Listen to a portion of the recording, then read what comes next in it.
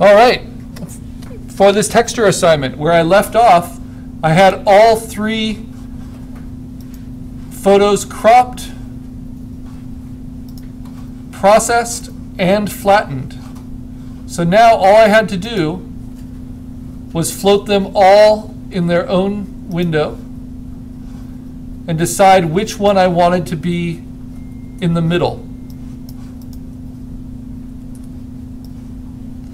The goal for this is to get nice balanced contrast exposures, where you have a highlight, a dark black, and full value range in between. I think that looks okay. I like how it kind of makes an arc here. They're all 3 inches by 3 inches by 350 pixels per inch. And that allows me now to make a duplicate, Command J, of the one in the middle. And then to go to image canvas size and extend the paper behind it to 12 inches wide by 9 inches tall, exactly the same as our contrast studies. I'll hit Command O to keep it on the screen. Then I want to use the guides, so I'll hit Command apostrophe to get the grid.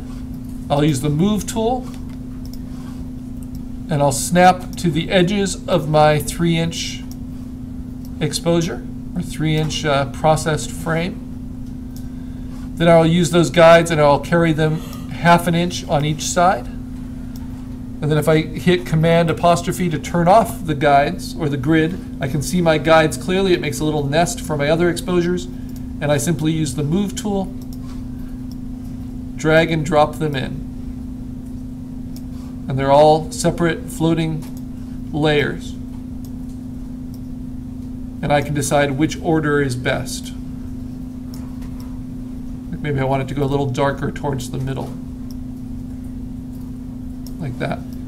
Or maybe I want to rotate them. I can do that too.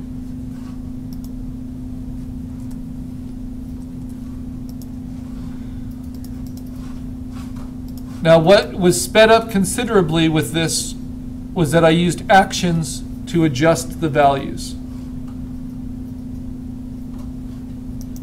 I can even flip them, flip the negative if I want to, if I think that helps the eye movement. Okay. Now, but when I look at them, I think this one's really strong.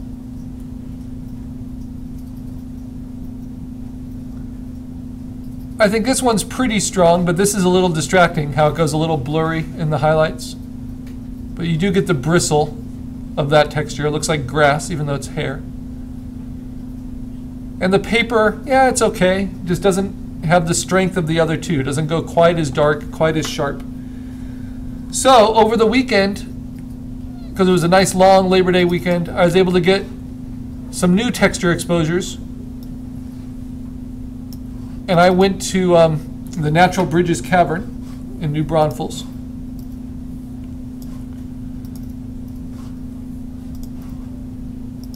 So before I look at my new exposures, I should probably save this. So I'm going to say File, Save As.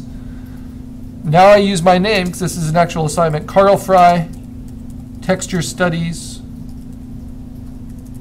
or Assignment 2, Texture Studies. But I think I'm going to do 2, because I'm an overachiever. So this will be number 1. I'm going to put that onto the desktop, just as a PSD. I'm not going to save it as a JPEG yet, because I'm not sure that's the one I want to upload.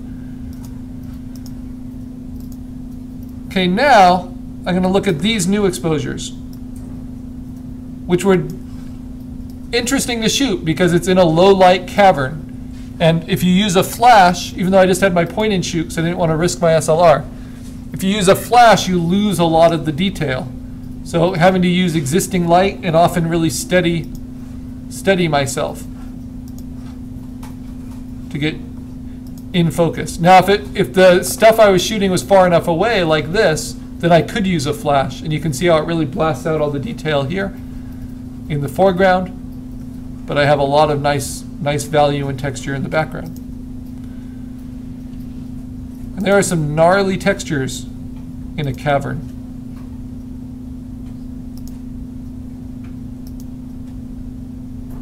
This one I especially liked. Looked like a sea creature. So I want exposures that can hold up to this. This is the one I want to use still.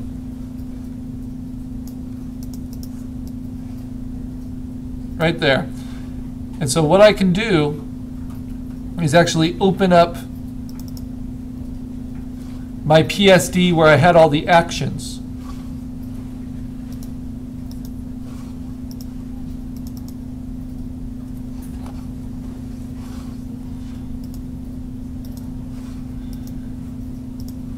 And I could copy it onto it again.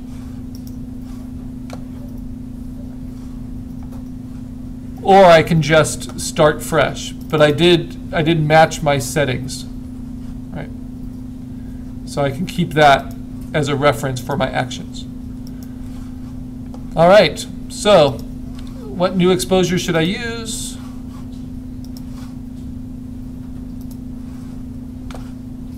When choosing, I want them all to be very distinct. So it's not just that they should have good value range, they really need to look individual. And I think this looks like popcorn. So I'm going to use that one. I'll drag that out.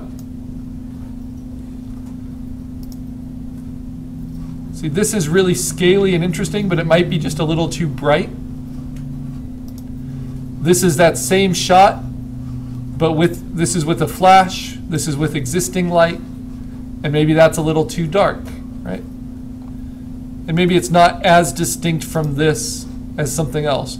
It'd be nice to get something wet, like that, or this maybe, or this. I think this, really slimy looking. Okay, so now, how do I go about it? I open it up with Photoshop, and again, I can do it two ways. The direct way is just to make a duplicate of your original exposure. Go to Image Adjustment, Levels. Look at your histogram, try to balance it out a little bit. I can goose up the highlights just a bit. I think that's about all I want to do though. So just adjusting the values a little bit, make a duplicate of that, go to Image, Adjustment, Hue, Saturation, take all of the color out by taking saturation to -100, hit OK, make a duplicate of that, go to Image, Adjustment, Hue, Saturation. We're going to force color in by saying Colorize. We take our saturation to less than 10. I will use 3 to keep it really subtle. And then you pick whether you want it kind of a cool gray or warm gray or purple gray. And what did I choose? Got a lot of things open. I chose 174.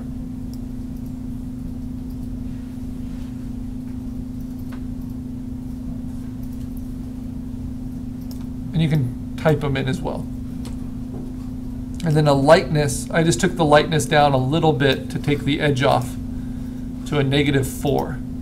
So that's just reducing your exposure a tiny bit. Okay, so that's a big change. Right? It's got a slightly bluish tint to it. That's a big change from our original exposure. So that's one way I can do it. So I'll call this, save as, attempt 1. That's using direct adjustments. Now I'm going to erase all of those, stick with my background. The other way is to use what are called layer adjustments. And a way to speed up, so I can do everything I just did, but instead of making duplicates, I could go to Layer, New Adjustment Layer, do Levels, do Color Balance, all of that. And it will do them as adjustment layers. But my favorite way to do that is with actions. So if you open up your actions, and if you don't have the shortcut little play button there, you can go to Window, Actions, click on it. And I'm going to use the black, white, and sepia shelf and click on the VHS tape action for black, white, sepia. I don't want to open that up because this is the magnetic tape and I don't want to screw that up. So I just want to select the action I want to play off of the shelf, out of the folder, then hit play. And all of the actions I've given you for the class will not actually overwrite your original. They will open it as a new file with a new name that's named after the action. So that looks like it did horrible things, right? But what it actually did is it really pushed the exposure and the levels and everything with adjustment layers. And now I can turn all of those off and then adjust them individually to make it so my decisions are much more refined. So first, the exposure. Do I like what that did? I can double click on it and I can say, well, I don't think this needed more of an exposure.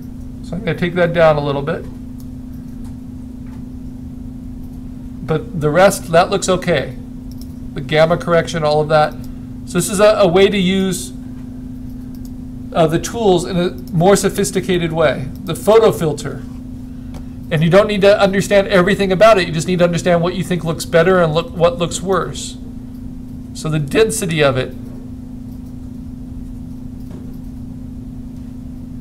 This is adding a warming or a color filter after the fact to help preserve the luminosity but take some of the color down. So the color isn't affecting the actual values as much. Yes, that helps bring out the texture a lot. Now we get to Channel Mixer, which is a complex tool, but when you're just looking at the gray channel, you'll see the differences really clearly. See, super powerful. And you just want to really adjust your values. So you have strong highlights, but you don't lose any information. And you have strong shadows without losing information.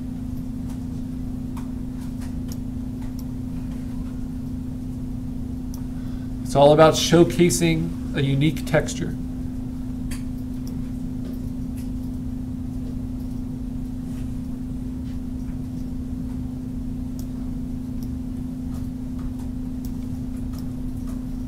Sometimes I'll zoom in when I'm using this.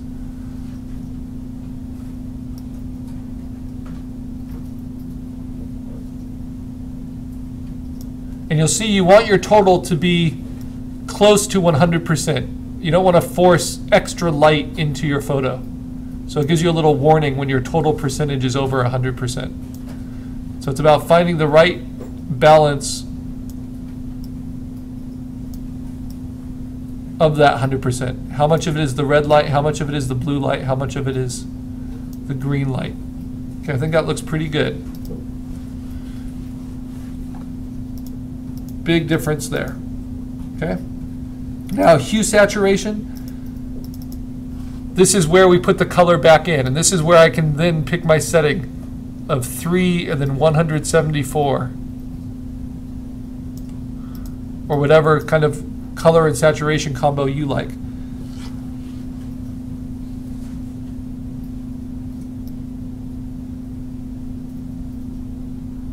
I might pick something different. Nah, I'll do it, 174.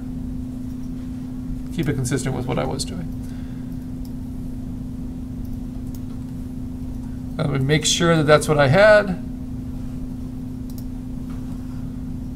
Yep, 174, 3, and -4. 174, 3, -4. Excellent. Okay, now moving on to the next one. Brightness contrast. Do I think it needs that extra bit of brightness?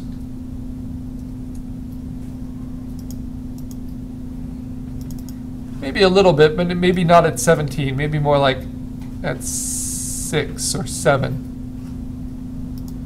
So it just really makes you look at it. It's always reminds me of going to the eye doctor and just having to look at way too many options before you finally figure out what you like. And then at the very end, a final levels adjustment, which just really strengthens it, but you decide if it pushes it too far. And I think it pushes the blacks a little too far, so I'm going to slide that on over. But I like the other things it's doing. And my lights are light, but I can see all of the visual texture in there still. All right, so now